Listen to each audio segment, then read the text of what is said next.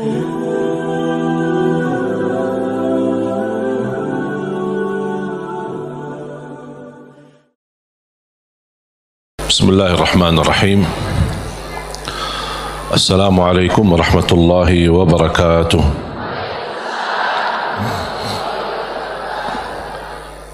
Alhamdulillahi rabbil alamin. Wa ashhadu an la ilaha illallah wahdahu la sharika lah waliyus salihin. Wa ashhadu anna sayyidana wa nabiyyana Muhammadan abduhu wa rasuluh. As-sadiqul amin. Allahumma salli wa sallim wa barik ala sayyidina Muhammad wa ala alihi wa sahbihi wa man tabi'ahum bi ihsanin ila yaumiddin. Subhanaka la ilma lana illa ma 'allamtana innaka antal alimul hakim. Alhamdulillah wa syukrillah.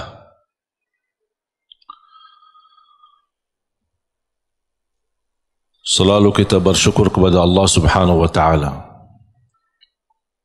atas kelimpahan banyak nikmat.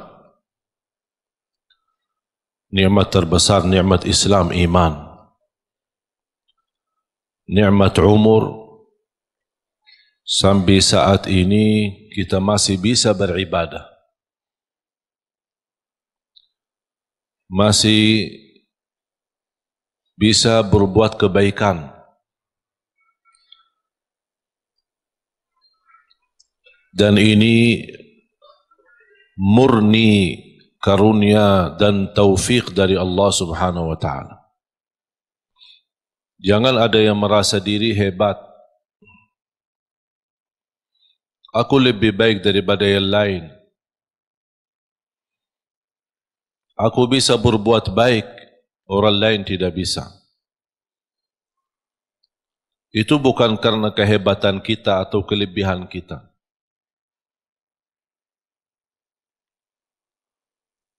Kalau kita merasa diri bisa berbuat sesuatu, berarti harus kita banyak istighfar. Dan kita kembalikan segala karunia, segala kemampuan, segala ibadah, dan kebaikan yang kita lakukan, kita ingat ini karunia dari Allah Subhanahu wa taala. Iyyaka na'budu wa iyyaka nasta'in. Hanya kepadamu ya Allah kami beribadah, dan hanya kepadamu ya Allah kami memohon pertolongan. Di antara permohonan dan meminta pertolongan Allah Subhanahu wa taala adalah hidayah. Ihdinas siratal mustaqim. Hidayah dalam segala hal. Karena hidayah ada dua macam.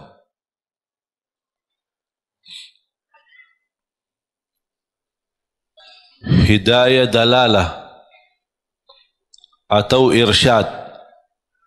Hidayah irsyad atau dalalah.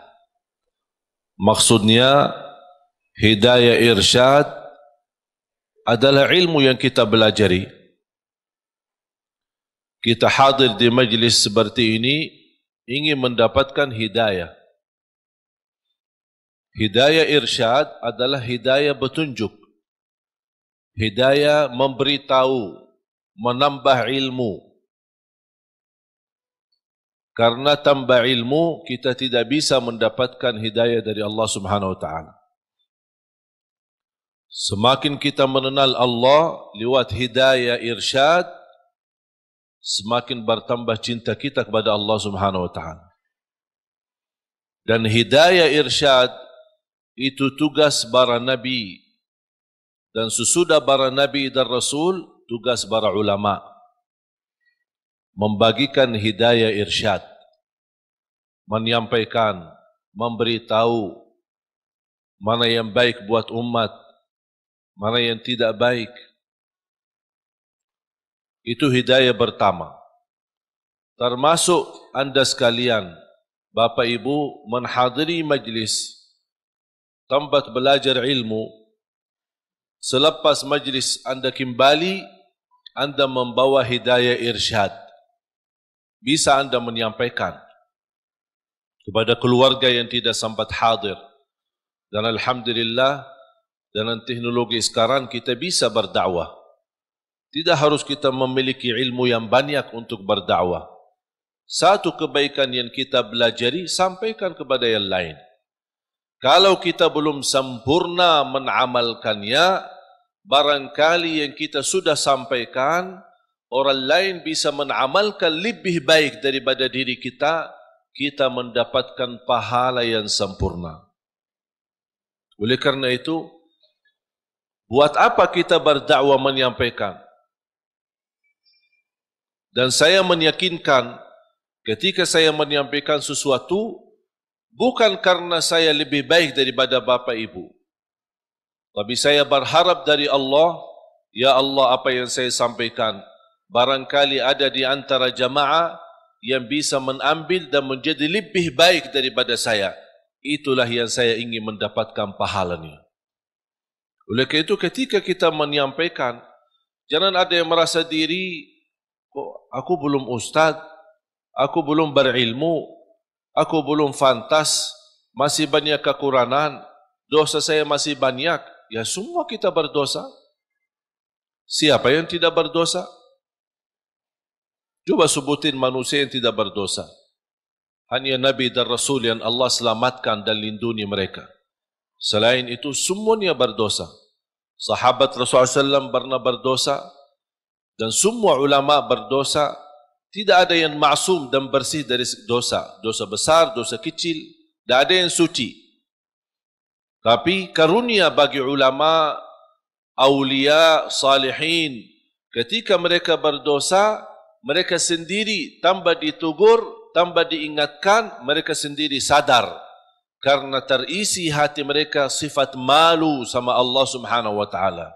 Terlanjur jatuh dalam dosa, mereka segera bertaubat dan memohon ampun kepada Allah Subhanahu wa ta'ala. Oleh karena itu, jangan kita melihat sifat kita yang menjadi hal menghalangi kita menyampaikan kebaikan. Kalau ada orang yang menolak kita, biarkan aja. Kita hanya sampaikan. Dan apa yang kita jalani lillahi ta'ala. Kalau memang lillahi ta'ala, jangan melihat nilai manusia. Ingat itu. Apapun yang Anda lakukan lillahi ta'ala, jangan melihat apa kata manusia. Tolong hafal itu. Apapun amalan, ibadah, tahajud, hadir majlis ilmu, silatul rahim, apapun amalan kebaikan. Kalau betul-betul lillahi ta'ala, jangan melihat atau mencari atau menunggu apa kata manusia. Karena manusia tidak semua bisa sama. Ada yang mengucapkan baik, ada yang mengucapkan, sombong itu orang. Dia merasa diri hebat. Macam-macam. Membuat tersinggung perasaan. Kemarin ada yang kirim Instagram, dia bertanya, kenapa saya setiap berbuat kebaikan dinilai sama orang lain buruk? Ini riya, ini apa, ini apa. Saya bertanya, kamu kerjakan ini lillahi ta'ala bukan? Dia bilang, ya karena Allah. Ya udah, tidak usah lihat apa kata manusia.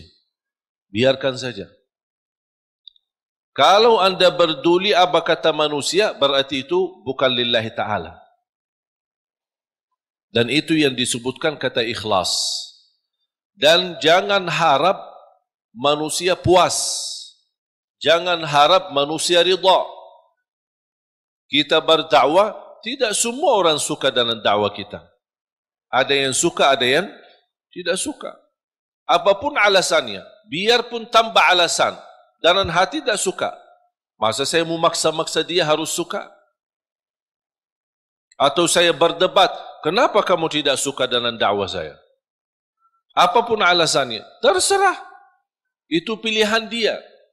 Kenapa aku yang pusing? Kalau dia milih suka atau tidak suka. Makanya yang kita harus menjadi target buat kita adalah semata-mata apa yang kita kerjakan lillahi ta'ala.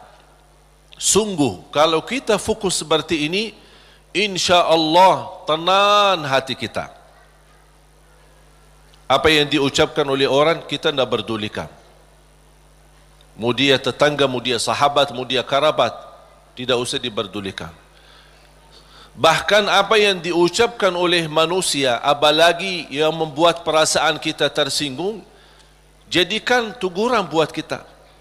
Barangkali saya belum sempurna, barangkali saya belum baik, barangkali ada yang kurang. Udah menjadi pelajaran buat kita.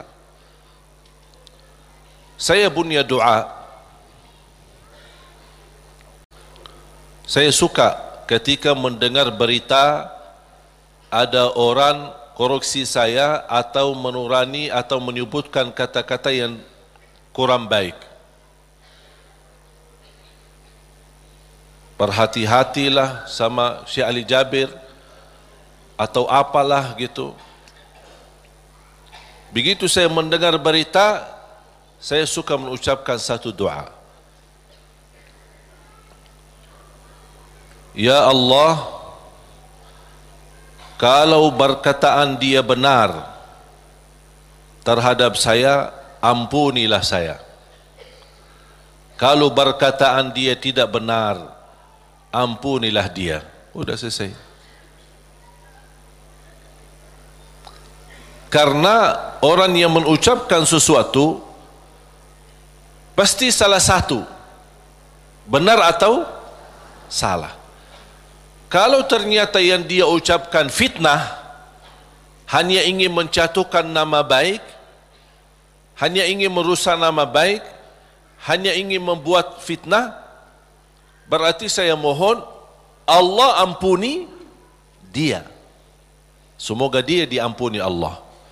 Tapi kalau apa yang dia ucapkan, oh ternyata benar, walaupun seberapa persen, oh benar, bagi saya ini menjadi pelajaran supaya saya lebih berhati-hati, lebih tambah ilmu, lebih mendalami agama, kemudian dan juga memohon ampun kepada Allah Subhanahu wa taala. Karena kita tidak maksum. Faham jamaah sekalian? Jadi tenang hatinya. Dengan ucapan orang yang jauh-jauh, malah kita yang pusing. Yang jauh biarkan jauh. Dan kita harus mengetahui irda'un nasi ghayatul la tudrak. Mencari ridha manusia itu sesuatu yang susah didapatkan. Susah. Tapi kita hidup di tengah manusia, bersabarlah menghadapi segala urusan, menghadapi segala tantangan. Man ardallah bisakhatin nas, ardallah radiyallahu anhu wa arda anhu nas. Barang siapa yang mencari ridha Allah, walaupun manusia tidak suka, Allah akan ridha terhadapnya dan Allah jadikan manusia ridha. Wa man ardan nas bisakhatillah, sakhitallahu an wa askhata anhu nas atau askhata alaihi nas. Dan barang siapa yang mengharapkan ridha manusia dengan kemurkaan Allah, ada orang yang na'udzubillah, dia lebih berduli manusia daripada Allah. Yang penting manusia suka, yang penting orangnya senang. Kalau Allah, dia tidak berduli. Apa yang akan terjadi, kata Rasulullah SAW, akan Allah murka terhadap dia dan Allah akan jadikan manusia tidak akan ridha terhadapnya. Berarti kuncinya di siapa? Di tangan Allah. Kembali kepada Allah Subhanahu wa taala. Makanya jemaah sekalian, ada satu ibadah bagi saya pribadi seindah ibadah. Indah ibadah, nikmat. Bahkan Rasulullah SAW sebutkan senjata bagi orang mukmin ibadah tersebut. Senjata. Doa. Seindah ibadah bagi saya adalah doa. Bahkan orang yang tidak selalu berkenan berdoa kepada Allah, orang itu sombong. Sebagaimana Allah sebutkan di dalam surat Ghafir, surah 40 ayat 60. A'udzu billahi minasy syaithanir rajim. Wa qala rabbukum ud'uni astajib lakum. Innal ladzina yastakbiruna an ibadati sayadkhuluna jahannama dakhirin. Sadaqallahul azim. Wa qala rabbukum ud'uni astajib lakum. Allah memerintahkan kalian untuk berdoa kepadaku, kata Allah, aku akan ijabah. Berarti kalau kita doa, berarti itu kan perintah. Ud'uni, perintah. Allah mengajak kita, memerintahkan kita berdoa. Dan Allah juga menjanjikan, astajib lakum, aku akan ijabah. Saya mengambil kesimpulan dari ayat ini, dan ada ayat yang lain. Saya suka berdoa seperti ini. Ya Allah, aku berdoa memohon kepadamu sesuai perintahmu. Sesuai perintahmu. Karena yang memerintahkan kita doa siapa? Allah. Ya Allah, aku berdoa memohon kepadamu atas perintahmu. Ya Allah, aku mohon diijabah sesuai janjianmu. Bisa enggak hafal doa ini? Nah, ini doa saya ini. Bisa? Itu kalau bahasa Arab namanya ta'wilul Quran. Namanya ta'wil Al-Quran. Mengambil ayat, memahami ayat tersebut dan bisa mengeluarkan doa dari makna daripada ayat itu. Allah memerintahkan kita berdoa dan Allah janji akan terima. Ya Allah, aku berdoa sesuai perintahmu. Karena Allah memerintahkan saya berdoa, aku berdoa. Tapi aku mohon diijabah sesuai janjianmu. Karena sungguh innallaha la yukhliful mi'ad. Allah tidak mengingkari janji.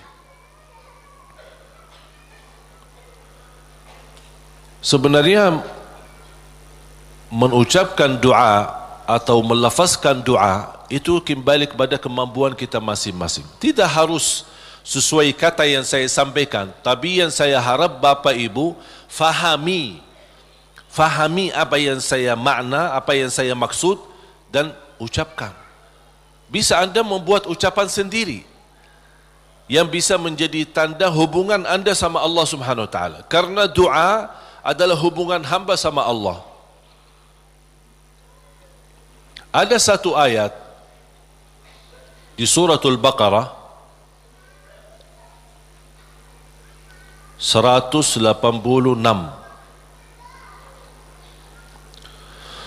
A'udzu billahi minasy syaithanir rajim. وَإِذَا سَأَلَكَ عِبَادِي عَنِّي فَإِنِّي قَرِيبٌ أُجِيبُ دَعْوَةَ الدَّاعِ إِذَا دَعَانِ فَلْيَسْتَجِيبُوا لِي وَلْيُؤْمِنُوا بِي لَعَلَّهُمْ يَرْشُدُونَ.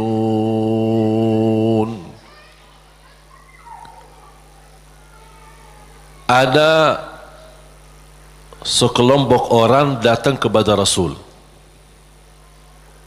Ini sebab nuzul ayat ini. Arabbuna qaribun fanunajih am ba'idun fanunadih. Mereka bertanya sama Rasulullah SAW, ya Rasulullah, apakah Allah dekat? Cukup kami bermunajat, fanunaji, atau Allah jauh, perlu munadat. Munadat dalam bahasa Arab panggilan bagi orang yang jauh. Munadat. Kalau munajat, orang yang dekat. Makanya dalam bahasa Indonesia disebut apa? Kita bermunajat kepada Allah. Makanya ada sahabat bertanya, ya Rasulullah, apakah Allah dekat?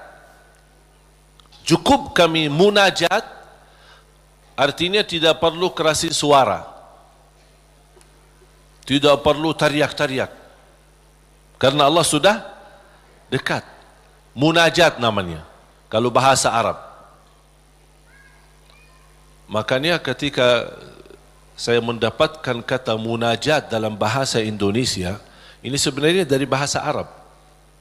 Munajat bahasa Indonesia sama munajat dalam bahasa Arab. Tapi punya makna. Kalau yang selama ini Bapak Ibu yang fahami barangkali daripada munajat, doa kan? Ada arti yang lain selain doa? Tapi kalau dalam bahasa Arab munajat, doa kepada Allah yang sangat dekat. Itulah artinya. Munajat, berdoa kepada Allah yang sangat dekat. Makanya disebut kata munajat. Beda sama munadat. Terakhir T. Munadat. Munadat itu adalah panggilan bagi orang yang jauh. Misal kalau ada orang jauh, bilang apa? Fulan, saya di sini. Kan dia jauh, biar dia perhatikan kita. Itu kalau dalam bahasa Arab nada. Nada panggil orang yang jauh supaya dia bisa mendengar kita. Sahabat bertanya, Rasul, apakah Allah dekat? Cukup kami munajat atau Allah jauh, perlu kami munadat. D dan terakhir T. Munadat. Rasulullah SAW diam, tidak menjawab.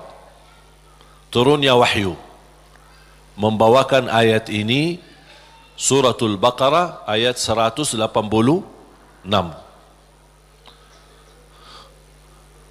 Kata Allah Subhanahu wa taala kepada Nabi Muhammad, kalau ada yang bertanya apakah aku dekat, wa idza sa'alaka ibadi anni, atau jauh, jawablah, fa inni qarib, aku sangat dekat. Fa inni qarib ujibu da'watad da'i idza da'an. Menijabah doa orang yang berdoa. Ini jaminan. Ujibu da'watad da'i idza da'an. Jadi jangan ada bahasa yang berkata doa aku tidak dijabah. Itu salah. Karena Allah berfirman, bahkan ada ikatan, yang berdoa kepada aku ijabah. Artinya apa? Yang tidak berdoa kepada aku, buat apa aku ijabah? Betul enggak? Berarti Allah sudah kaitkan yang berdoa di, yang tidak berdoa tinggal anda milih. Tapi tidak boleh ada bahasa aku berdoa tapi kainnya diijabah. Oh, berarti salah kita. Tidak sesuai kalamullah, tidak sesuai ayat Al-Quran, bahkan tidak sesuai janji Allah, sebagaimana kita baca tadi di surat Ghafir, surah 40 ayat 60.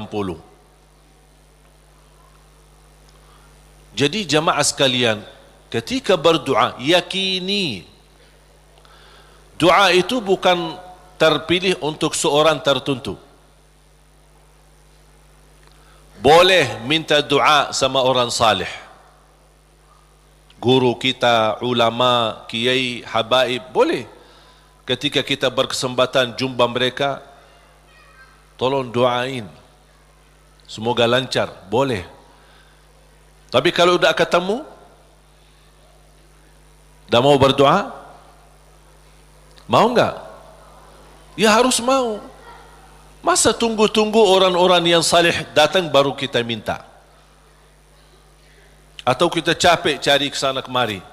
Kalau kita kebetulan di tempat yang tidak ada orang salih, bagaimana? Masa tidak mau berdoa? Kalau tidak mau berdoa, itu justru tanda orang sombong. Berdoa dengan keyakinan Allah pasti ijabah. Jangan ada sedikit keraguan, apakah mau enggak Allah terima doa saya? Fantas enggak saya diterima doa? Perbuatan perilaku saya seperti ini.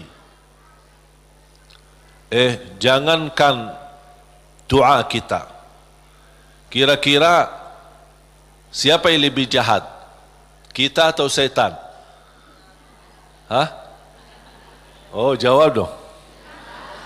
Oh, kalau ada yang jawab, aku lebih buruk dari setan, na'udzubillah ini. Ini kenal diri banget ini. Tak ada yang lebih buruk dan jahat daripada setan. Setan pernah berdoa, Allah ijabah doa ini. Apalagi kita.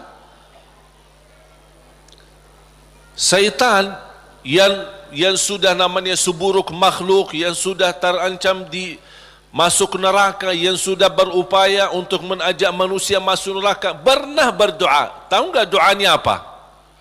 Ketika dia menolak perintah Allah bersujud kepada Nabi Adam, Allah usir dia dari rahmatnya, dan Allah subhanahu wa ta'ala ancam dia masuk neraka. Apa permintaannya?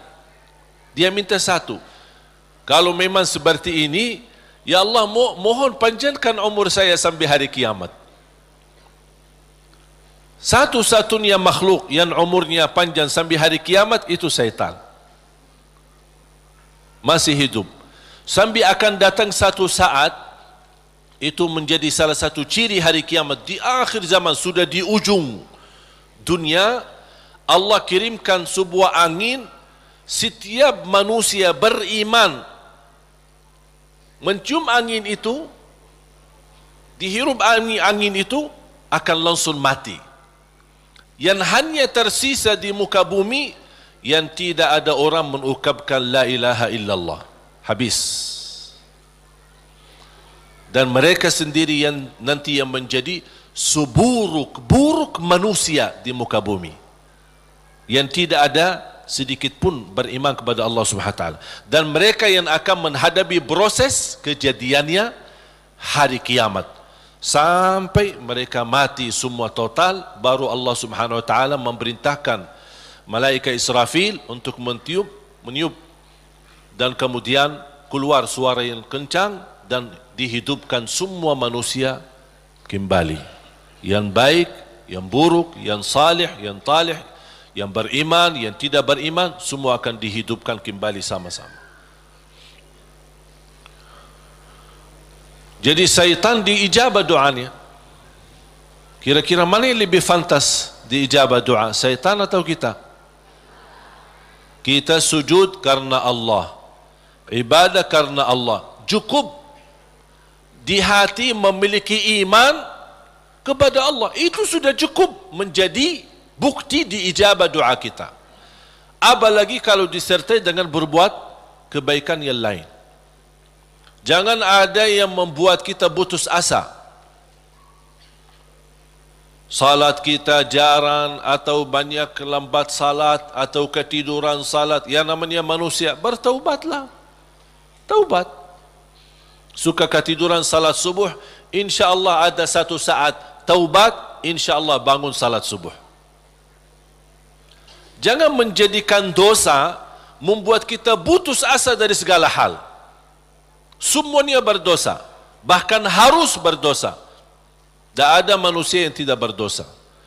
Sampai Rasulullah SAW bersabda, bukan kata saya, tapi itu bersabda Rasulullah SAW.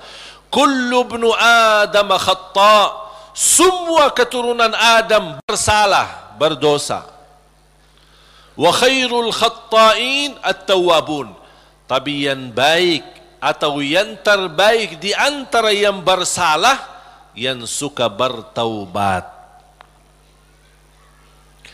Siapa yang makhluk yang tidak berdosa?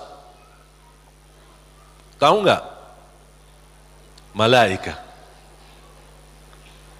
Malaika satu-satunya makhluk yang tidak boleh berdosa.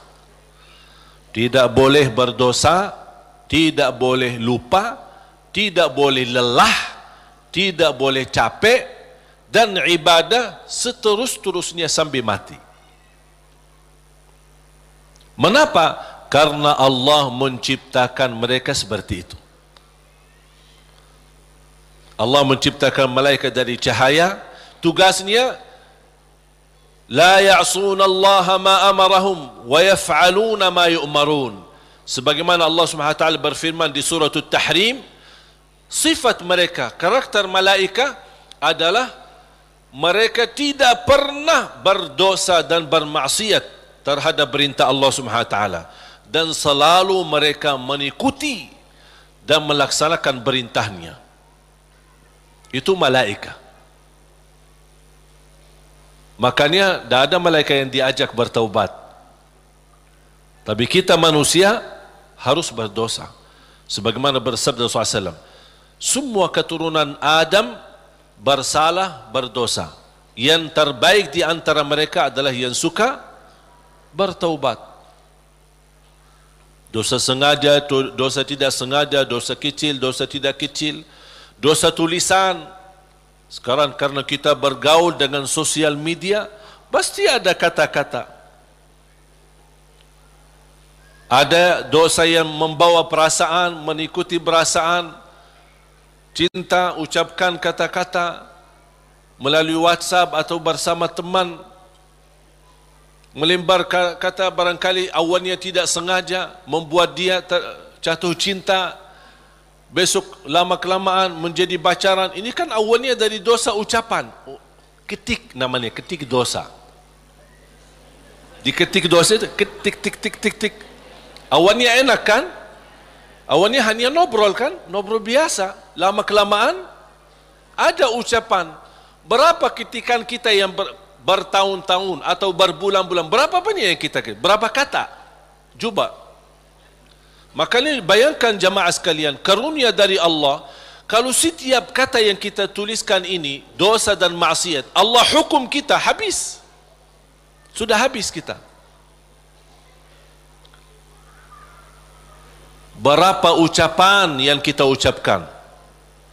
Apakah anda bisa jamin segala ucapanmu 100% bersih? Tidak bisa. Ada yang anda ucapkan tanpa sengaja membuat orang lain tersinggung, itu dosa. Membuat orang lain sakit hati, apalagi kalau sengaja. Makanya kenapa kita disuruh banyak istighfar? Karena dosa-dosa yang kita lakukan, tanpa kita sadari, mudah-mudahan diampuni Allah Subhanahu wa taala. Makanya salah satu karunia, kata Rasulullah SAW, wassalatu ila salat mukaffirat. Salat dengan salat selanjutnya di antaranya adalah terhapus dosa-dosanya. Dari hari Jumat ke Jumat berikutnya terhapus di antaranya dosa-dosa kita. Dari Ramadan sampai Ramadan yang akan datang terhapus dosa-dosanya di antaranya.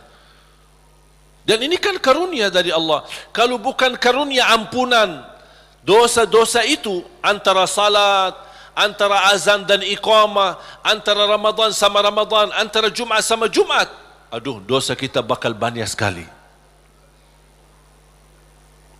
Makanya ada seorang curhat kepada Imam Al-Hasan Al-Basri rahimahullah, aku dulu suka tahajud, tiba-tiba malas tahajud. Apa jawab beliau? Terikat dirimu dengan dosa. Yang membuat kamu berat bangun tahajud dosamu. bukan malas. Ada orang, kok kenapa malas? Bukan malas, tapi ada dosa yang kita lakukan. Barangkali belakangan kita sering membuat hati ibu kita sakit. Ibu mengharapkan sesuatu, tapi kita malah menolak, membuat dia tersinggung.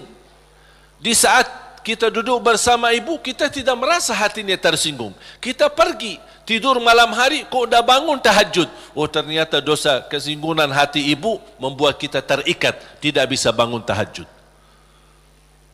Apalagi dosa yang sengaja kita lakukan.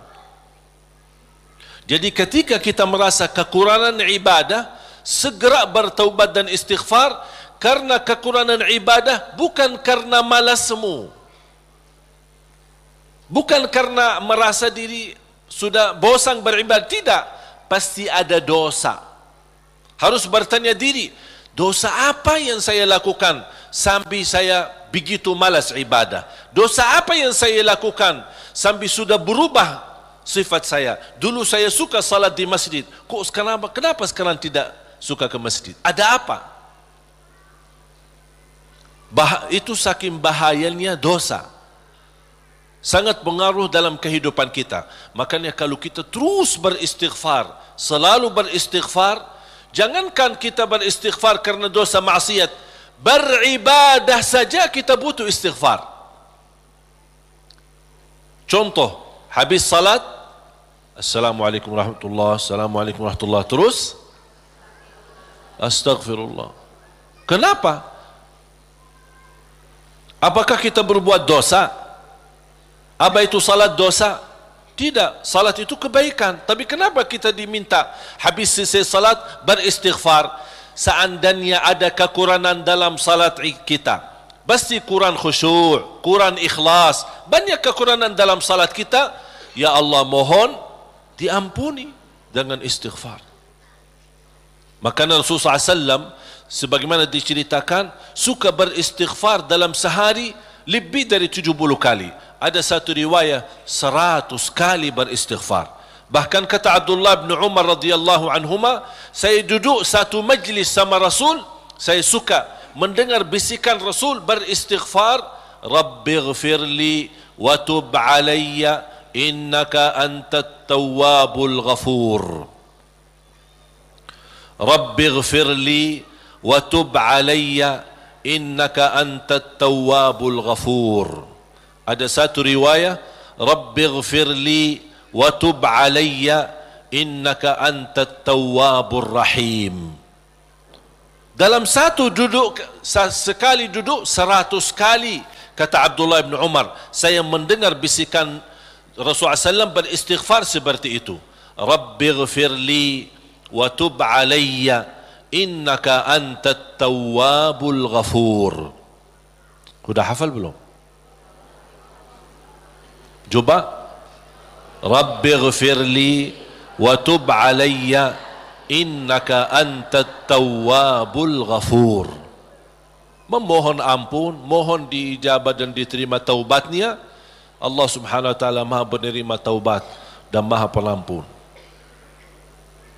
Bapak Ibu jamaah sekalian dimuliakan Allah Subhanahu wa taala.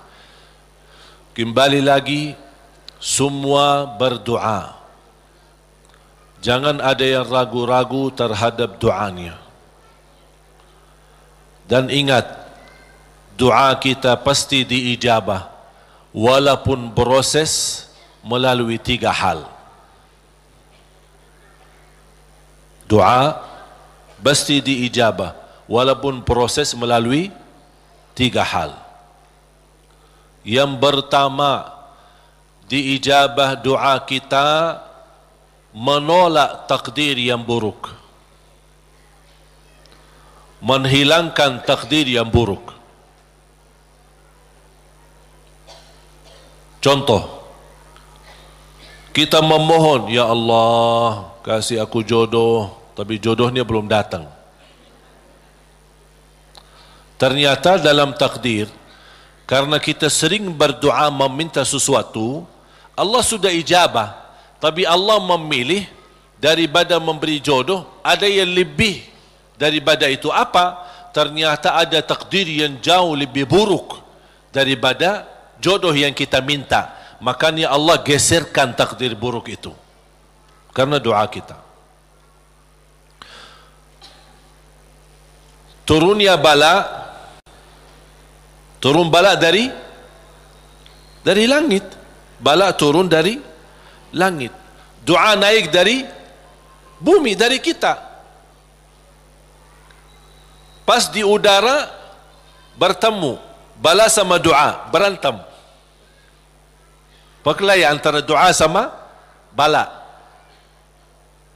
Yang kalah siapa? Bala, dan doa naik. Artinya bala tidak jadi turun. Itu saking kuatnya dan berkahnya doa kita. Berarti doa pasti diijabah. Proses pertama, doa yang kita minta Allah belum ijabah secara langsung sesuai permintaan, tapi Allah menolak sebuah bala yang kita tidak tahu. Misal, tertulis dalam takdir kita hari ini akan kena kecelakaan motor, tapi ternyata doa kita tidak pernah bilang, ya Allah selamatkan saya dari kecelakaan motor misalnya. Kita dah berdoa seperti itu. Tapi karena Allah melihat dalam takdir ada bala yang akan turun hari ini, tapi karena kita suka berdoa, Allah memilih mana yang baik. Allah yang lebih tahu mana yang baik. Apakah ijabah sesuai permintaan atau Allah memberi penggantinya yang lebih baik. Ternyata penggantinya yang lebih baik, Allah memilih tolak bala. Allah bisa saja kasih jodohnya tapi kena kecelakaan motor. Nanti merasa nyesal. Aduh, baru sudah nikah atau ketemu jodohnya malah dirawat di rumah sakit. Kesal enggak? Merasa aduh gimana gitu. Makanya percaya jamaah sekalian, pilihan Allah itulah yang terbaik. Ada orang minta sama saya, boleh enggak saya berdoa? Saya suka sama seorang misal. Saya jatuh cinta sama dia. Boleh enggak saya berdoa, ya Allah aku minta dia, si fulanah itu, si ini. Boleh enggak saya berdoa seperti itu? Saya jawab apa? Kira-kira jawab apa? Boleh saja. Tapi saya usulkan, sarahkan aja kepada Allah. Dan apa? Ya Allah, kalau memang dia baik bagi saya, mudahkan. Kalau tidak baik, ganti yang lebih baik. Tapi gimana aku jatuh cinta sama dia? Itu beda urusan.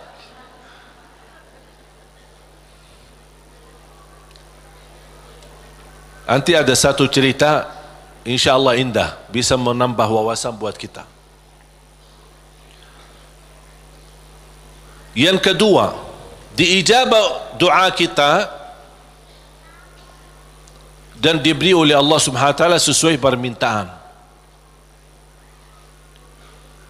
Apakah saat ini atau besok atau bisa lama? Tapi kita percaya pilihan Allah itulah yang terbaik. Yang ketiga, doa yang kita minta atau yang kita selama ini bermunajat, ternyata bala masih terus menimpa kita. Musibah kita terus ketemu. Selesai satu masalah, tambah lagi masalah. Kemudian permintaan yang kita minta juga belum ketemu. Saya minta kerjaan yang bagus, belum ketemu. Saya sudah berusaha melamar kerja sana sini, belum ada. Terus mana doa aku selama ini, mana? Ternyata yang ketiga, jatuhnya yang di ketiga. Yang ketiga apa? Allah simpan doa kita buat di akhirat. Berarti tidak ada yang hilang di sisi Allah. Kalau tidak tertolak bala, tidak diijabah sesuai permintaan, berarti yakini, oh disimpan di akhirat. Sahabat dan orang salih lebih suka doanya selama di dunia disimpan buat akhirat, karena di akhirat bakal lebih butuh bantuan dan pertolongan Allah dan berkat doa kita. Faham? Walaupun sifat manusia ingin melihat secara langsung, minta, ya Allah minta rumah, ada rumah, minta ini, ada ini. Mohon maaf Bapak Ibu, kalau Allah ijabah atau berikan sesuai permintaan kita, nanti kita berhenti berdoa. Apapun yang kita minta, ya Allah aku minta mobil, dapat mobil. Minta kerjaan, dapat kerjaan. Minta jodoh, dapat jodoh. Minta rumah, dapat rumah. Mau haji, dapat haji. Terus segala yang kita minta dapat. Habis, dah ada minta lagi. Terus berdoa enggak? Dah ada berdoa. Tapi kalau Allah belum kasih, kita doa lagi enggak? Doa, minta lagi. Coba kata Umar bin Khattab, ketika anda berdoa jadi seperti anak kecil. Anak kecil kalau dia minta sama ibunya gimana? Nangis enggak? Berhenti nangis sebelum dikasih? Belum kan? Dia nangis sampai begitu dikasih gimana? Berhenti enggak nangisnya? Anda harus seperti itu. Doa, nangis. Ya Allah belum kasih, aku nangis lagi dong. Belum dikasih, nangis lagi. Sampai Allah berkenan kasih. Dan ini sebenarnya bukan tujuannya Allah kasih atau tidak. Tapi ingat, titisan air mata ini yang menangis karena Allah akan selamatkanmu dari siksa neraka Jahannam. Rasulullah SAW bersabda, وَعَيْنٌ بَكَتْ مِنْ خَشْيَةِ اللَّهِ حَرَّمَهَا اللَّهُ عَلَى النَّارِ لَا تَمَسَّهَا النَّارِ. Barang siapa yang menangis karena Allah, akan Allah haramkan jasadnya disentuh oleh neraka Jahannam. Berarti kita tidak rugi. Tidak ada rugi. Biarpun tidak diijabah, ternyata titisan air mata berharga, bisa menjaminkan kita selamat dari siksa neraka Jahannam. Mau apa lagi? Nangisnya berharga, doanya pasti diijabah, dan cukup dari doa kita sudah membuat ibadah atau membawa sebuah ibadah yang dicintai Allah, karena Allah suka bisikan hamba. Apalagi kalau lama tidak berdoa, Allah merindukan suara doanya kita. Apalagi doa yang tulus dan ikhlas. Makanya kadang-kadang kalau kita tidak diberi doa atau tidak beri permintaan atau tidak beri permohonan kita, terus kita berdoa terus sampai diuji, sampai di macam-macam, sampai kita merasa sudah tertekan, tidak kuat. Kira-kira bisikan doa kita seperti apa nanti? Dalam keadaan doa, dalam keadaan susah atau senang? Menurut saya doa dalam keadaan susah jauh lebih murni daripada doa dalam keadaan senang. Kalau dalam keadaan senang artinya ya biasa-biasa aja, dapat atau tidak dapat. Tapi coba kalau lagi stres, lagi pusing, lagi galau, gimana bisikan doa? Ya Allah, udah nangis duluan. Kata Allah, lama sekali. Makanya itu subhanallah, saya mengambil kesimpulan dari doa, justru doa tanda Allah merindukan suara doa kita. Oleh karena itu jamaah sekalian, jangan berhenti berdoa, terus berdoa. Nabi Yunus alaihi salam ketika tertahan di dalam perutnya ikan berlama-lama di bawah laut, dia tidak pernah berhenti dengan mengucapkan la ilaha illa anta subhanaka inni kuntu minadh zalimin. Kata Imam Ibnul Qayyim rahimahullah, barang siapa yang membaca doa ini dengan sepenuh keyakinan, pasti diijabah oleh Allah hajatnya. Karena Allah habis doa ini, apa kata Allah? Fastajabna lah, kami terima dan menijabah doanya. La ilaha illa anta subhanaka inni kuntu minadh zalimin. Oleh kerana itu kembali lagi, doa kita diijabah atau tidak? Saya bertanya, doa kita diijabah atau tidak? Diijabah. Yakin? Terus berdoa. Dalam keadaan apapun selalu kita berdoa. Apalagi dalam keadaan susah yang kita yakini tidak ada Tuhan yang bantu kita, tidak ada makhluk yang bisa menolong kita, tidak ada sesuatu yang bisa mengangkat segala musibah dan bala yang kita hadapi, hanya Allah subhanahu wa ta'ala. Apalagi dalam sujud, sempatkan dalam sujud, karena Rasulullah SAW bersabda, aqrabu ma yakunu al-abdu ila rabbi wa huwa sajid. Hamba ketika dalam keadaan sujud, posisinya sangat dekat kepada Allah. Makanya di akhir hadis Rasulullah SAW bersabda, fa'akthiru minad du'a, barbanyalah doa. Bisa menikmati doa insyaAllah mulai hari ini. Doa menurut saya sesuatu hubungan yang sangat indah sama Allah. Apalagi kalau bisa berdoa dengan cara curhat. Bisa enggak curhat sama Allah? Kalau lagi galau suka curhat enggak? Sering saya terima, Ustaz, boleh curhat enggak? Terus saya bilang apa ya? Boleh atau tidak? Saya bertanya, sudah curhat sama Allah belum? Dia bilang belum. Mau sama Ustaz dulu katanya. Ada saja.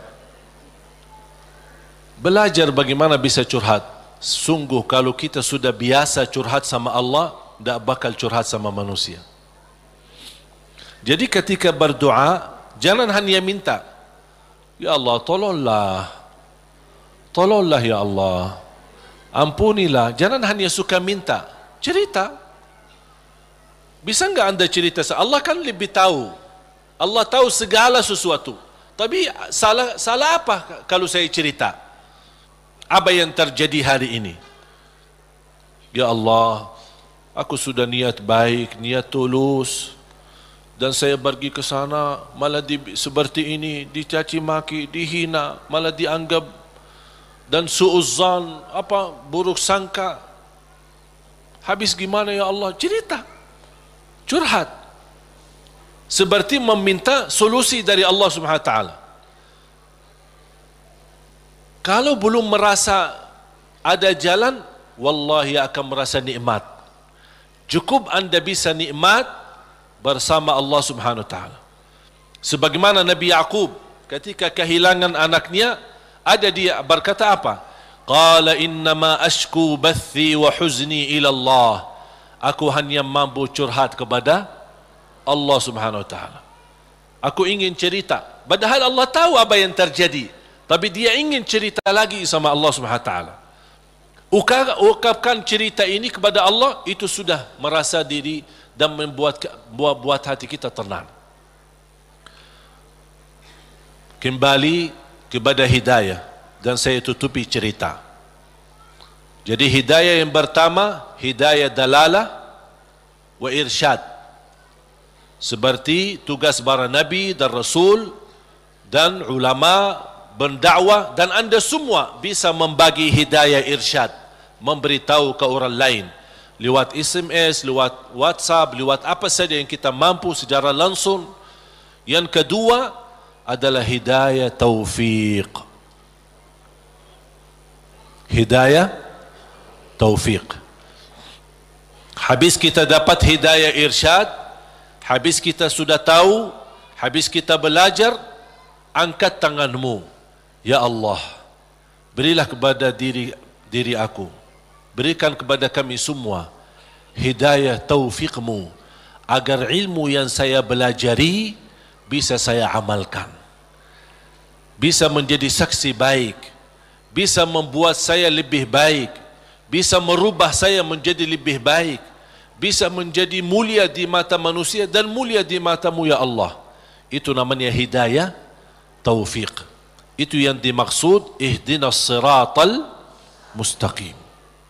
Makanya ketika kita sudah membaca Al-Fatihah dan setelah memuji Allah Subhanahu wa taala, kita meminta hidayah taufik dari Allah Subhanahu wa taala, meminta petunjuk dalam segala hal. Dalam rumah tangga kita mohon hidayah taufik. Isteri urus suami minta hidayah taufik. Suami menurusi dan melayani isterinya minta hidayah taufik. Dua-duanya melayani anaknya dan mendidik anaknya minta hidayah taufik, supaya terbangun rumah tangga sakinah mawaddah rahmah. Ketika kita bekerja minta hidayah taufik, supaya kerja ini benar-benar merubah ibadah dan juga penghasilannya menjadi halal dan jauh dari syubhat, apalagi yang haram. Kita meminta hidayah taufik dalam segala kehidupan kita, langkah-langkah menuju masjid, mencari nafkah, mencari rizki, semua dalam kehidupan kita selalu disertai dengan hidayah taufik. Kalau hidayah taufik, berarti Allah telah memimpin kita untuk memberi yang terbaik. Kalau Allah memimpin kita memberi yang terbaik, berarti Allah sudah berkenan menerima amalan yang sudah kita berikan kepada Allah Subhanahu wa taala. Bapak Ibu, saya tutupi satu cerita. Ada seorang bekerja cukup, penghasilannya pas-pasan, kerjaannya sederhana di sebuah pabrik. Dia jatuh cinta sama seorang wanita, tapi dia merasa diri belum memiliki kemampuan untuk bisa melamar dia. Dia hanya berdoa kepada Allah Subhanahu wa taala bagaimana supaya bisa mendapatkan kerjaan yang lebih baik, kerjaan yang lebih besar, supaya penghasilannya banyak dan bisa membawa dia atau menikahi dia. Sudah berdoa, sudah memohon berlama-lama, tapi dia tidak sabar untuk menanti-nanti bertemu dengan jodohnya. Dan dia tidak menyerahkan kepada pilihan Allah mana yang terbaik. Ternyata dia sendiri dengan merasa diri hebat untuk mencari solusi sendiri. Dia membaca sebuah iklan penawaran kerja di tempat yang baik, yang bagus, gajinya lebih besar. Dia membuat surat memundurkan diri dari tempat kerjaan untuk melamar kerjaan yang baru. Dan semua perjuangan ini ujung-ujungnya harapannya untuk bertemu dengan jodohnya supaya jangan sampai kehilangan yang dia cintai. Dalam perusahaan itu ketika dia memundurkan diri, kata pemilik perusahaan, karena orangnya luar biasa, kerja rapi, tertib, bagus, kenapa kamu mengundurkan diri? Saya dapat kerjaan di tempat lain yang lebih bagus. Sambil ditawarkan kenaikan gaji, walaupun tidak sebanyak perusahaan baru, tapi tetap dia mengambil keputusan mundurkan diri. Dia mundurkan diri dengan harapan mudah-mudahan diterima di tempat kerjaan yang baru. Dalam perjalanan lewati lampu merah, di lampu merah berikutnya ada melanggar lampu merahnya dan menabrak mobilnya karena kecelakaan. Akibat kecelakaan itu lumpuh kakinya, masuk ke rumah sakit. Dari hasil kecelakaan ini dia kehilangan kerja yang lama, kehilangan kerja yang baru. Hilang dua-duanya. Berharap selama dia di rumah sakit, barangkali si perempuan yang selama ini dia cintai bisa datang. Ternyata berhari-hari tidak pernah datang. Di SMS tidak dibalas, di telefon tidak diangkat. Tapi dia tidak pernah putus asa karena masih cinta sama dia. Habis dia berupaya dan bekerja keras dari rumah sakit, akhirnya datang yang menjadi harapan dia, calon istrinya. Melihat keadaannya sudah tidak ada kaki, dalam keadaan tidak bisa bergerak, tidak bisa berbuat apa-apa. Datang melihat keadaannya, si calon istrinya ikut sedih, tapi tidak berbanyak bicara. Kemudian dia meninggalkan rumah sakitnya dan dia SMS kepada si laki, mohon maaf, barangkali kita bukan jodoh. Soalnya ada seorang yang datang ke rumah bapa melamar saya. Bertambah sakit. Sakit kaki ditambah sakit hati. Yang menabrak dia ketika kecelakaan ternyata seorang perempuan cantik dan dari keluarga yang kaya. Dan subhanallah, karena si perempuan ini merasa diri bersalah, selama di rumah sakit si perempuan ini terus melayani dengan ikhlas dan tulus. Tapi si laki ini masih hatinya ke si perempuan itu. Sampai alhamdulillah selesai dirawat di rumah sakit, dipindahkan ke rumahnya. Pas sampai ke rumahnya, masih si perempuan cantik itu suka datang ke rumahnya melayani. Dan ada ibunya juga, ibu si laki itu. Lama kelamaan sudah mulai terbawa hati dan perasaan. Tapi dia merasa malu. Wanita ini cantik, dari keluarga yang kaya, aku orang susah, dulunya aku bekerja aja pas-pasan, apalagi sekarang tidak ada kerja. Dalam keadaan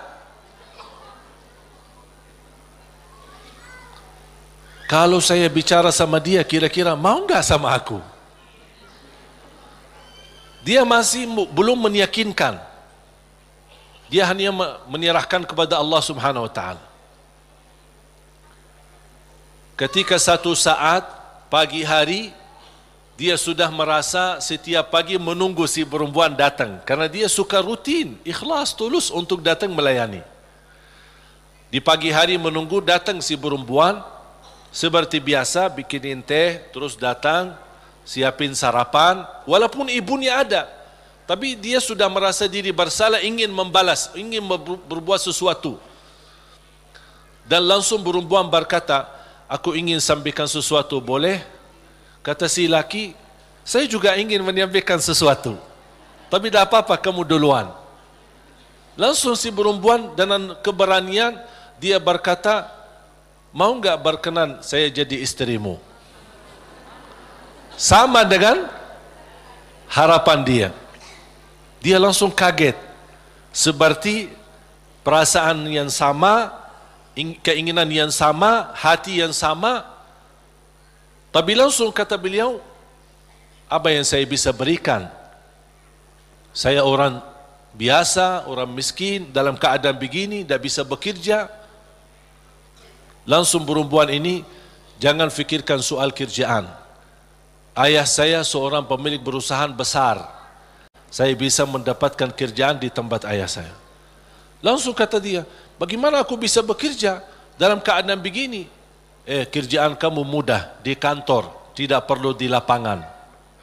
Jadi dapat kerjaan yang jauh lebih enak, gaji lebih besar, dengan istri yang lebih cantik. Gimana si wanita itu, si perempuan itu yang melamar dia sudah nikah, ternyata hasil nikahnya tidak bertahan lama, cerai. Kenapa cerai? Karena tidak bisa punya keturunan. Sedangkan si laki yang kena kecelakaan, dia ingin nikahi perempuan itu karena ingin mendapatkan keturunan, karena dia suka sama anak-anak. Allah tahu kesukaan dia tidak akan dapat dengan perempuan ini, makanya Allah memilih dia dapat perempuan yang jauh lebih cantik, lebih kaya, bahkan terjamin mendapatkan keturunan.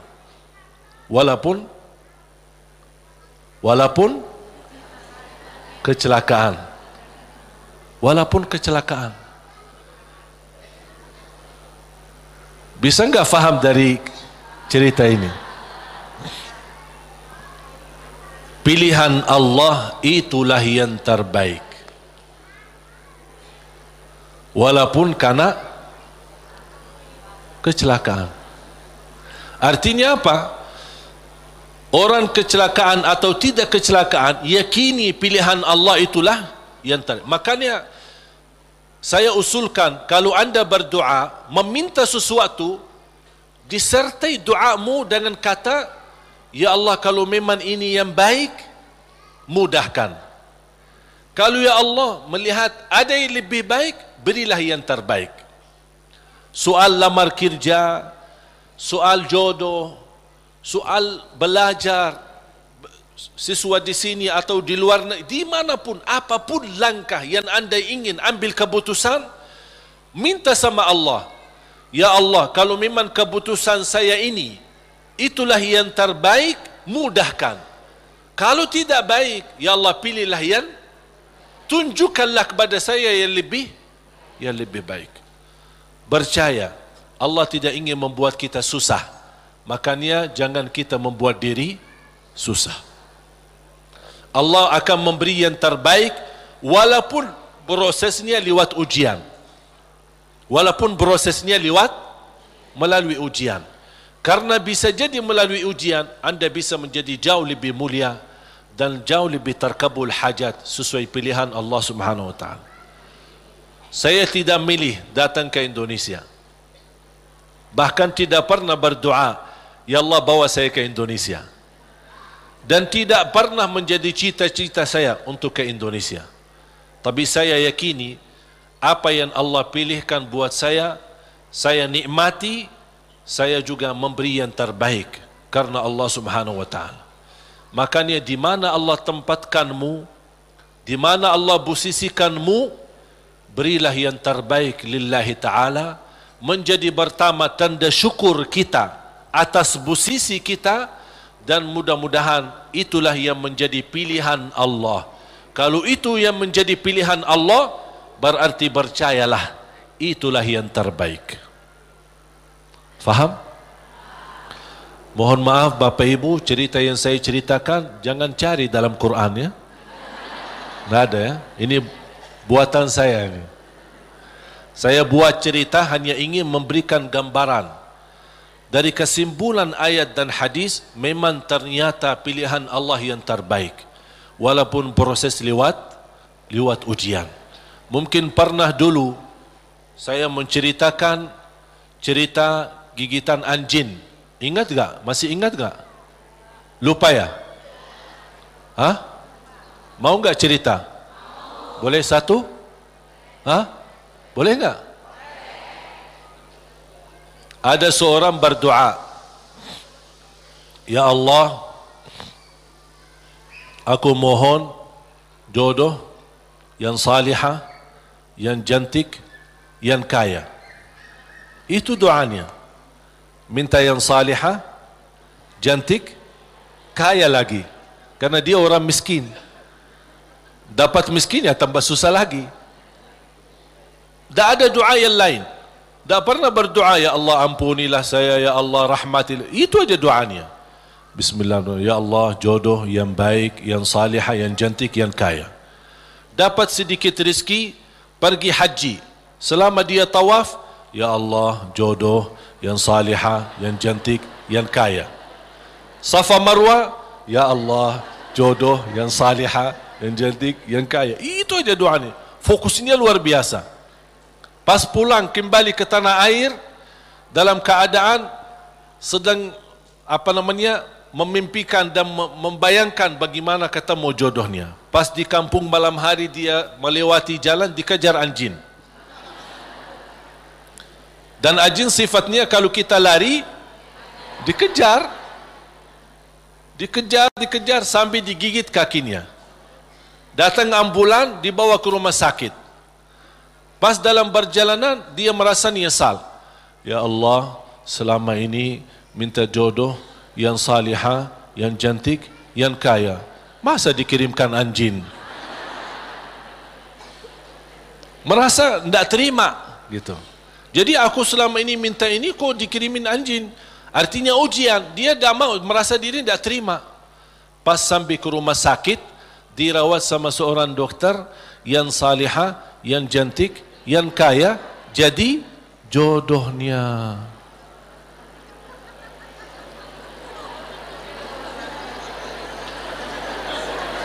Berarti Allah sudah ijabah kan? Tapi kata Allah, soalnya dia selama ini kan sehat, tidak pernah sakit. Allah kirimkan anjing gigit dia supaya sakit, dan ketemu jodohnya di rumah sakit. Alhamdulillah. Ya insyaAllah mudah-mudahan digigit.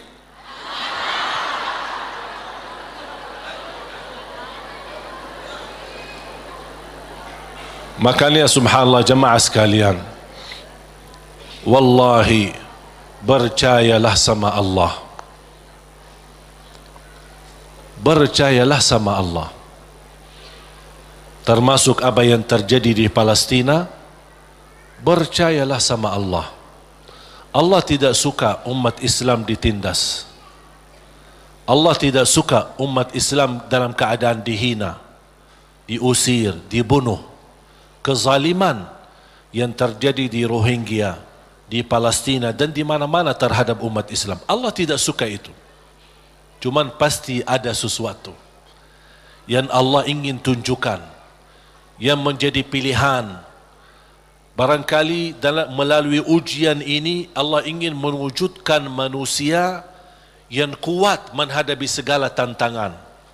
Dan juga salah satu hikmah, Allah ingin menunjukkan kepada dunia bagaimana kekuatan kebersamaan umat Islam.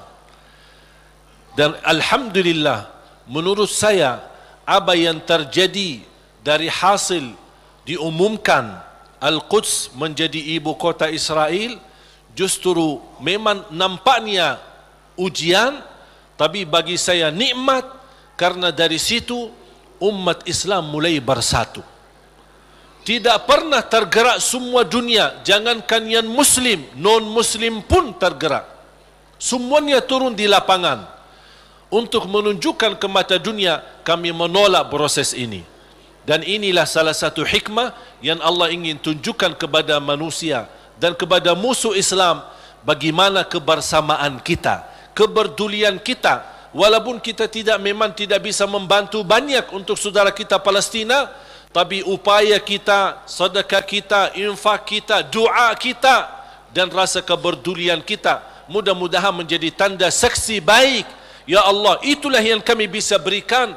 Kami tidak bisa merubahkan keputusan, tapi kami bisa menunjukkan perasaan dan bisa menunjukkan yang baik dalam doa dan kekuatan kita, karena kekuatan kita adalah kebersamaan.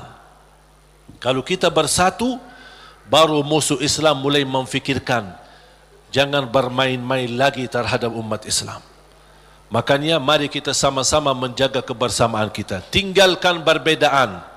Jangan kita membuat perbedaan menjadi perpecahan.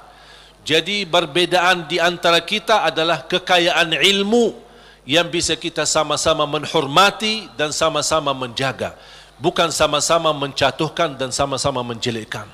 Mari kita sama menjaga kebersamaan kita, rapatkan saf kita untuk menunjukkan bukan kepada manusia, tapi kepada Allah Subhanahu wa taala rasa kepedulian, rasa cinta bersama, sesama Muslim, sesama manusia yang sedang dihina, sedang ditindas, sedang dizalimi di saudara kita di negeri Palestina. Mari kita sama-sama dan kita menghebohkan dan mengajak semua untuk mengikuti aksi bela Palestina yang insyaAllah hari Ahad besok tanggal 17. Yang merasa diri tidak mau ikut, itu terserah, itu pilihanmu dan itu keputusanmu. Tapi jangan membuat orang lain yang ingin mengikuti aksi bela Palestina, anda mengungkapkan kata-kata yang bisa menghilangkan perasaan semangat bagi mereka. Kalau tidak bisa ikut, terserah. Kalau tidak bisa bicara yang baik, lebih baik diam. Setuju? Makanya jemaah sekalian, saya baru saja kemarin datang dari sana dan alhamdulillah dapat karunia yang tidak terduga. Ketika saya bertemu Imam Masjidul Aqsa di sana dan habis makan siang hari Jumat, habis Jumat diajak beliau ke rumahnya, kemudian duduk lama ngobrol, kemudian salat asar bersama, kembali lagi ke rumahnya sambil menyambut tamu-tamu yang datang dari Turki, dari Inggris, dari Perancis, dari mana-mana. Subhanallah, banyak tamu yang datang dan masing-masing membawa sumbangan untuk saudara kita dan untuk Masjidul Aqsa. Pas maghrib beliau juga ajak ke masjid dan tanpa memberitahu, habis selesai iqamat beliau dorong saya untuk ke mihrab dan menjadi imam di Masjid Qubbatus Sakhra di tempat mi'rajnya Nabi Muhammad sallallahu alaihi wasallam. Saya jujur saja tidak bisa terbayang bagaimana karunia dari Allah Subhanahu wa taala bisa menjadi imam umat Islam di tanah suci Palestina, di area Masjidul Aqsa dan Qubbatus Sakhra. Makanya subhanallah, apa yang saya nikmati dan alami di sana luar biasa. Memang saudara kita berjuangannya bukan main. Saya melihat anak-anak kecil, bahkan warga Palestina, Masya Allah luar biasa. Dari jam 3 sudah mereka berdiri di depan pintu-pintu Masjidul Aqsa yang sebelum masuk ke area masjid, kan ada halaman besar kayak bagar, dan bagar itu ada pintu-pintu. Memang sayang sekali pintu-pintu yang di bagar itu dikuasai oleh orang Yahudi Israel, dan senjata, di bawah mereka senjata menjaga. Dan kita menunggu dari jam 3 sampai jam 4 baru dibuka pintu, baru kita bisa masuk untuk salat tahajud. Subhanallah, bisa saya melihat orang-orang Palestina. Kalau saya hanya sebagai berkunjung ke sana 2 hari, 3 hari, paling lama 1 minggu, kemudian kembali lagi. Saya bayangkan orang-orang tua-tua, pemuda-pemuda, wanita yang warga sana, yang memang tinggal dekat sana setiap hari bertahun-tahun, yang sudah proses melalui lebih dari 70 tahun dalam keadaan seperti ini. Tapi subhanallah mereka masih sabar, tidak ada yang mundur, tapi masih terus bisa datang duluan dari jam 3 dengan harapan dibuka pintu. Walaupun mereka tahu dibuka pintu sebelum subuh 1 jam, tidak boleh lebih sebelumnya. Tapi subhanallah tetap mereka dengan segala harapan sama Allah Subhanahu wa taala. Inilah yang menurut saya melihat perjuangan ini membuat saya semangat. Saya hanya 1 hari 2 hari aja sudah merasa kesal sama orang Yahudi yang menjaga. Bagaimana mereka yang 60 tahun? Bagaimana kesabaran dan perjuangan mereka? Makanya jamaah sekalian, Allah punya hikmah.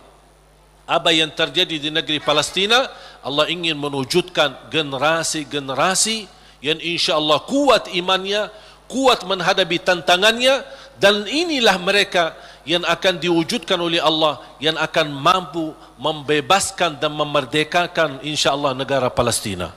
Sebagaimana Indonesia berhasil merdeka, kita insya-Allah juga mendoakan insya-Allah ada satu saat kita semua bergembira dengan kemerdekaan negeri Palestina dan kemerdekaan Masjidul Aqsa, dan yakini itu yang akan terjadi.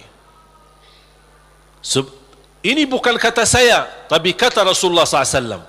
Sebagaimana Masjidul Aqsa diambil oleh mereka, akan Masjidul Aqsa kembali di tangan umat Islam.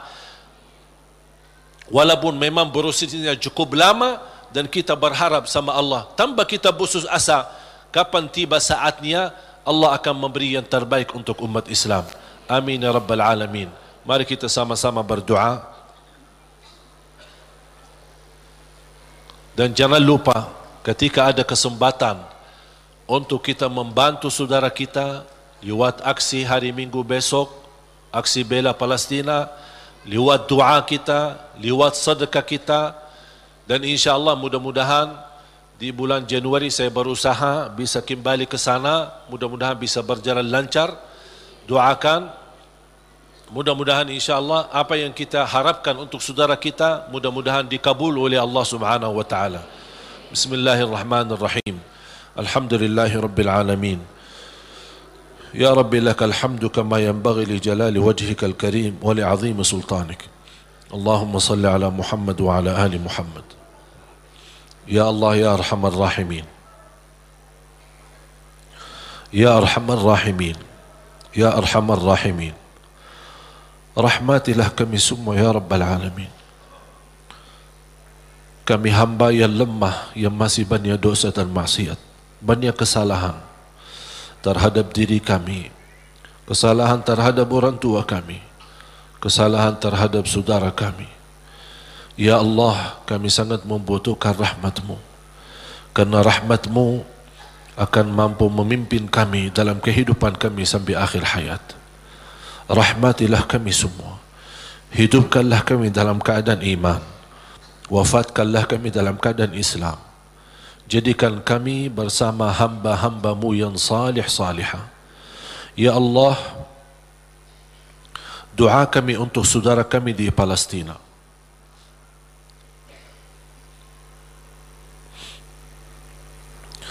Betapa berat ujian yang dihadapi oleh mereka. Masjidul Aqsa, tempatnya Isra dan Mi'raj Nabi Muhammad sallallahu alaihi wasallam, sedang menghadapi ujian. Ya Allah, dengan kepedulian kami terhadap saudara kami di Palestina, mudah-mudahan momen ini menjadi salah satu sebab menyatukan umat Islam ya Rabbal alamin.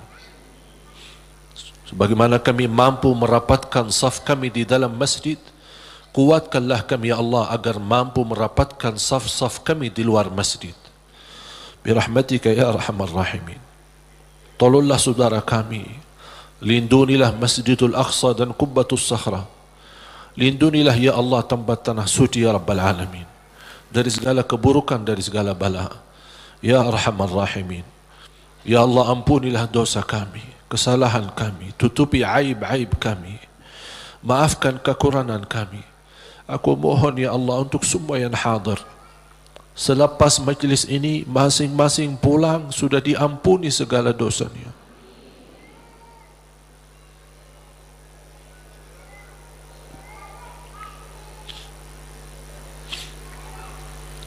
Disucikan hatinya, dibersihkan jiwanya, diselamatkan setiap langkah-langkahnya, terkabul segala keinginannya dan doanya.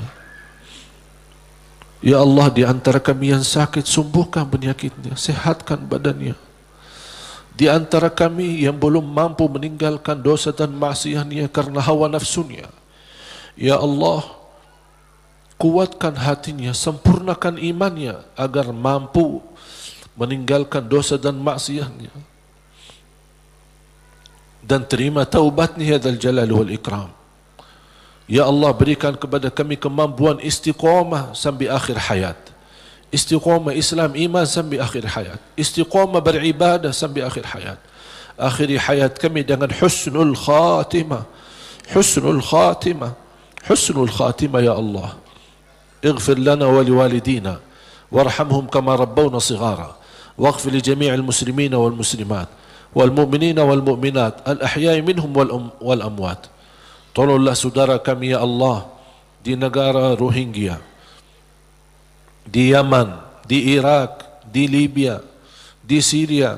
Ya Allah, tolonglah saudara kami, angkat segala bala dan musibah, berikan kemenangan ya Dzal Jalali wal Ikram terhadap orang-orang yang zalim ya Dzal Jalali wal Ikram. Angkatlah kezaliman terhadap umat Islam ya Allah. Jauhkanlah kami dari segala macam kezaliman ya Rabbal Alamin. Lindungilah kami ya Allah dari segala keburukan, dari segala bahaya ya Arhamar Rahimin. Rabbana taqabbal minna innaka antas sami'ul alim wa tub alaina innaka antat tawwabur rahim. Ya Allah, atas izinmu kami sama-sama berkumpul di masjid ini. Ya Allah, berilah kepada kami kemuliaan, sama-sama jumpa kembali di dalam surgamu ya Allah.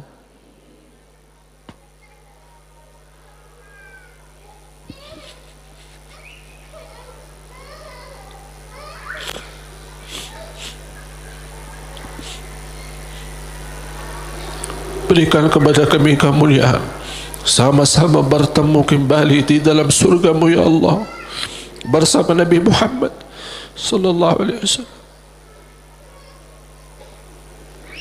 Rabbana atina fid dunya hasanah wa fil akhirati hasanah wa qina adzaban nar. Wa sallallahu ala sayyidina nabiyina Muhammad wa ala alihi wa sahbihi wa baraka wa sallam. Subhana rabbika rabbil izzati amma yasifun wa salamun ala al mursalin. والحمد لله رب العالمين.